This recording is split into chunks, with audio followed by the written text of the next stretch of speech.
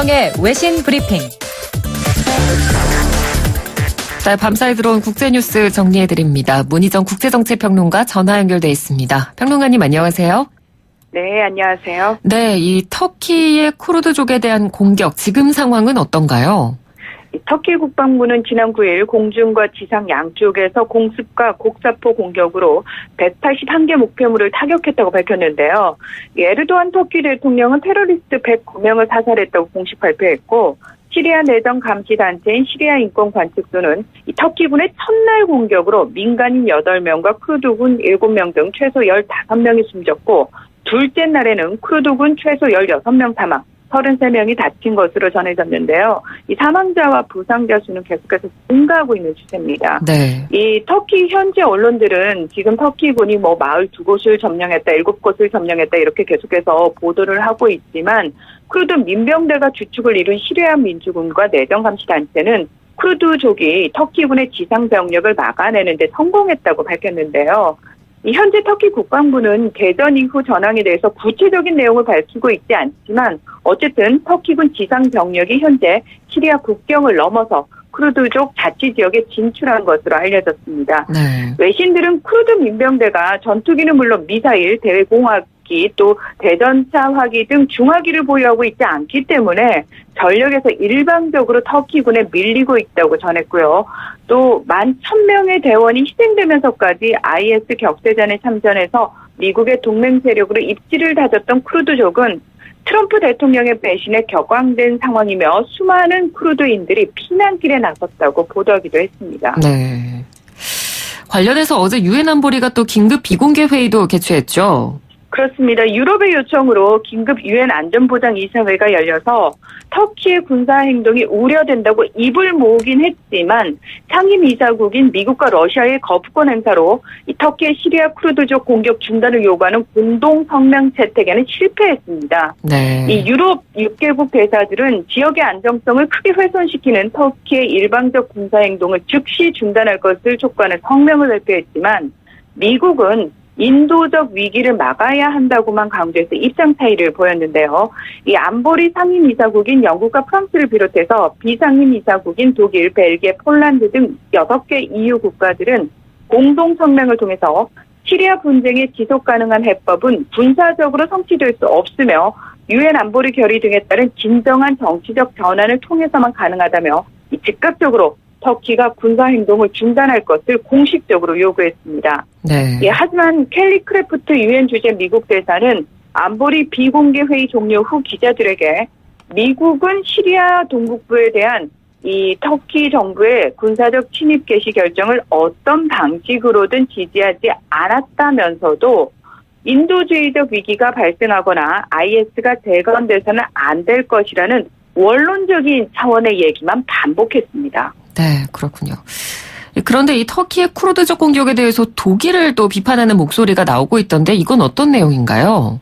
이 현지 시각으로 8일 독일 베를린에서 수백 명의 쿠르드족 단체가 독일 정부가 이 터키의 공격을 막는데 적극적으로 나서줄 것을 요구하는 시위를 벌인 건데요. 네. 이 독일에는 쿠르드인과 또 터키계 주민 200만 명 이상이 살고 있는데, 중동 외에 가장 많은 쿠르드인이 거주하고 있는 지역이기도 하고, 또 독일이 오래전부터 터키와 밀접한 군사적 협력을 맺고 있기 때문입니다. 하지만 동시에 독일은 또 이 시리아 북부 쿠르드 지역에 인도주의적인 구호를 제공하고 있을 뿐만 아니라 북부 이라크에서 쿠르드 군사들을 훈련시키는 데도 참여하고 있는데요. 그러니까 이처럼 오랜 시간 터키와 쿠르드 모두와 관계를 맺고 있는 것에 대해서 쿠르드인들과 독일 내 시민들의 비판의 목소리가 높은 상황입니다. 네. 이 독일 최대 쿠르드 공동체를 비롯한 쿠르드 단체들은 정부가 애매하게 굴고 있다, 독일은 행동해야 한다, 이렇게 주장을 했는데요. 독일 언론인 도이체벨레도 독일 정부는 터키를 비난하면서도 쿠르드 정치 조직인 쿠르디스탄 노동자당 PKK의 활동도 금지하는 기존 방침을 견지하고 양측 모두의 군사적 지원도 제공한다고 비판했습니다. 네. 어제 관련해서 저희가 김영미 분쟁지역 전문 PD와 인터뷰를 할 때도 이 쿠르드인들의 고통보다는 어떤 각국의 이해관계가 더 우선시되는 상황이다라는 얘기를 듣고 참 안타까웠는데 좀 더 국제적으로 좀 쿠르드인들의 어떤 고통을 잘 이해를 하고 적극적으로 행동에 나서줬으면 하는 마음이 또 듭니다. 자, 다음 소식으로 넘어가 보죠. 미국과 중국이 다시 무역 협상을 재개했네요. 네, 현지 시각으로 10일 미국과 중국이 7월 말 협상 중단 이후 처음으로 다시 협상 테이블에 마주 앉았고 이 첫날 협상이 마무리됐는데요. 이번 고위급 협상을 앞두고 지난 7일에서 8일 열린 4관급 협상에서 양측이 이견을 좁히지 못한 것으로 알려져서 이 현재 전망이 엇갈리는 상황입니다. 네. 지난 10일 홍콩 사우스차이나 모닝포스트는 복수의 소식통을 인용해서 중국 측 협상팀 대표인 류허 부총리가 이틀간 예정된 고위급 협상에 단 하루만 참여할 것이라고 보도했지만 이 트럼프 대통령이 내일도 류허 부총리를 만날 것이라고 말해서 일단은 긍정적인 신호로 읽히는 부분이 있습니다. 네. 하지만 중국 측이 이 미국의 핵심 요구사항인 강제 기술 이전에 대한 대책 마련과 또 중국 업체에 대한 정부 보조금 지급 등에 대한 언급은 하지 않고 무역 수지라든지 시장 접근, 또 투자자 보호에 관해서 미국과 기꺼이 협력할 의향이 있다고만 말해서 협상 결렬의 가능성도 여전히 존재합니다. 만약 이번 협상이 결렬이 된다면 미 무역 대표부는 오는 15일부터 2,500억 달러, 우리나라 돈으로 약 299조 원 규모의 중국 제품 관세율을 25%에서 30%로 인상하고 또 12월 15일에는 1,600억 달러 규모의 중국 제품에 대해서 15%의 관세를 추가로 매길 예정인데요. 미국 측에서는 좀 강경한 중국의 입장과 달리 도널드 트럼프 대통령이 화웨이 제재를 우회할 수 있는 면허를 미국 기업에 주도록 지시하고 또 첫날 협상이 매우 잘 됐다고 밝히는 등 양국 간 긴장감을 낮추고 합의안을 도출하려는 강한 의지를 표명하고 있는 상황이라고 할 수 있습니다. 네, 워낙 오랜 시간 동안 지금 이어져 왔기 때문에 이번에는 좀 좋은 결과가 나오기를 기대해 보겠습니다. 다음 소식은 독일과 관련된 내용입니다. 유대교 회당에서 총격 사건이 발생했는데 이게 또 생중계가 됐다고요? 그렇습니다. 이 현지 시각으로 지난 9일 정오쯤 독일 작센 알한트주 할레의 유대교 회당 근처에서 이 총격 사건이 발생해서 2명이 죽고 2명이 다쳤는데요. 이 범인인 20대 여성이 온라인을 통해서 반유대주의를 선언한 후에 약 35분간 아마존이 운영하는 온라인 게임 스트리밍 플랫폼인 트위치로 자신의 총기 난사 장면을 실시간 중계해서 논란이 되고 있는 겁니다. 네. 이날은 심지어 유대교 최대 기념일인 욤키푸르로 유대교인 7-80명이 내부에서 기도를 하고 있었던 것으로 알려졌는데요. 다행히 나무로 된 출입문은 굳게 닫혀 있었던 데다 무장한 용의자를 본 유대교 신자들이 문을 열어주지 않았습니다. 그러자 이 범인이 회당 출입구에 총격을 가하고 폭죽과 수류탄을 던졌지만 진입에 실패함으로써 다행히 대량 살상은 막을 수 있었는데요. 네. 그러자 이 거리에서 범인이 총을 난사하기 시작했습니다. 범행 영상은 실시간으로 5명이 시청을 하고 업로드 후 삭제되기까지 30분 동안 약 2,200명이 시청한 것으로 확인이 됐는데요. 게다가 10개 백인 우월주의 텔레그램 채널에 게시되는 등 SNS로 또 확산이 됐습니다. 네. 반극단주의 센터의 오렌 세갈 소장은 실시간 스트리밍은 극단주의자들이 본인 행동의 영향력을 증폭시키는 동시에 또 다음 공격자에게 테러에 대한 영감을 주기도 한다고 우려를 나타냈는데요. 앙겔라 메르켈 독일 총리는 헌법기관의 모든 대표자는 증오와 폭력, 혐오에 맞서기 위한 모든 수단을 사용해야 한다며 증오, 폭력, 혐오의 관용은 없다고 단호하게 경고했습니다. 네. 증오, 폭력, 혐오의 관용은 없다라는 메르켈 독일 총리의 말이 정답인 것 같습니다. 네네. 다음 주 초에 일본에서 관함식이 예정이 돼 있다고요? 그렇습니다. 이 관함식이라고 하면은 국가 원수가 해군 함대를 검열하는 의식으로 영국에서 시작됐지만 현재는 전 세계적으로 군사 교류를 다지는 기회로 활용되는 국제 행사라고 할 수 있는데요. 네. 우리나라도 1998년 건군 50주년을 기념해서 최초로 국제 관함식을 개최했고 이후 10년마다 실시하고 있습니다. 이 참고로 지난해 제주에서 열린 국제 관함식에 일본 해상자위대가 전범기인 우길기를 개항하겠다고 해서 불가 방침을 통보했고 이를 근거로 일본이 끝내 불참하는 논란이 일기도 했습니다. 네.